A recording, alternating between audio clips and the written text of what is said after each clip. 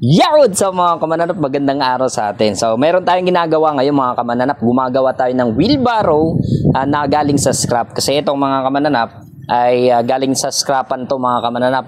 Halagang 20 pesos. Nakabili tayo ng isang seat na rim ng mga bisikleta na maliliit na Naisipan kong gumawa na lang ng wheelbarrow mga kamananap kasi mahal yung wheelbarrow dyan sa J&F dito sa Dolores. Nasa halagang 2,500 pesos ata yung isang wheelbarrow dyan sa J&F.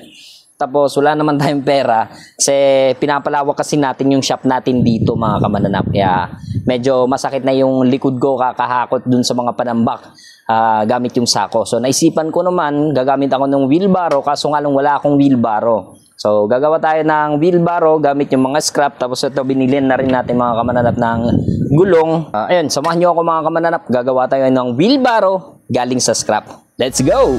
Special mamon, ni mana sayong para sa pagkaunon. Labis na kun matagom, may pasas na malidong-lidong. Mamon nga nakakagutom.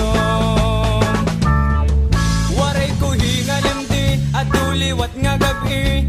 Mara sa pagdilap-dilapan ng pagkaunon gud pinamiling ko niya pero waray ko gud katadib maki anak kung babayi may pudaw nga lalaki nagsudoy-sudoy ako waray ko lagap katadida mo an babayi pero bagay. After a few hours mga kamananap, eto na yung wheelbarrow natin. So ito pa lang yung natapos natin, hindi pa siya totally tapos mga kamananap kasi naubusan tayo ng welding rod.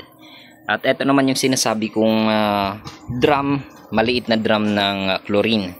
So ito tinabasan ko na dito para dito ilalagay yung mga panambak or mga buhangin ganon. Tapos ito naman may flat bar siya dyan. Tapos ito ganon yung pagkakalagay niya, ganon yung itsura niya. Ayan. So hindi pa siya totally tapos mga kamananap bukas na natin tatapusin to kasi naubusan tayo ng welding rod. Ito na nga mga kamananap yung ginawa natin kagabing wheelbarrow. Pinturahan na natin. So ito yung frame niya, tinanggal na muna natin yung gulong para pinturahan, para iwas kalawang din Tapos ngayon gagawin natin mga kamananap, ilalagay na natin yung drum na yon dito. So yung gagawin muna natin diyan, i-rivets muna natin. Rivets muna yung gagamitin natin kasi wala pa tayong bolts. At ayun na nga mga kamananap, tapos na yung ginagawa natin wheelbarrow. At ito na nga yung finished product niya mga kamananap. Ayan, yan yung tsura niya. Yan yung finished product ng wheelbarrow natin. So hindi na tayo gumamit ng rivets dito mga kamananap. Bumili na lang tayo ng ng bolts kasi sobrang maliliit talaga yung mga rivets. So 6 na bolts yan mga kamananap. Tapos ayan yung tsura niya, yung finished product niya. Ayan, hindi siya perfect mga kamananap kasi tantiometer lang yung gamit natin dito. Ito hindi ko na tinabas kasi if in case lalagyan natin na pupunuin natin ng buhangin, pwede nating takpan dito para hindi malaglag yung mga buhangin. So ayan, yan yung finished product niya mga kamananap And yung total na nagastos natin dito mga kamananap is 800 pesos only mga kamananap So sa 800 pesos meron na tayong maliit na DIY na wheelbarrow. So hindi nasasakit yung likod natin dito. Sa iba talaga kapag pobre mga kamananap mapamaraan. So ito mga kamananap, try na natin yan para malaman natin kung okay ba yung gawa natin.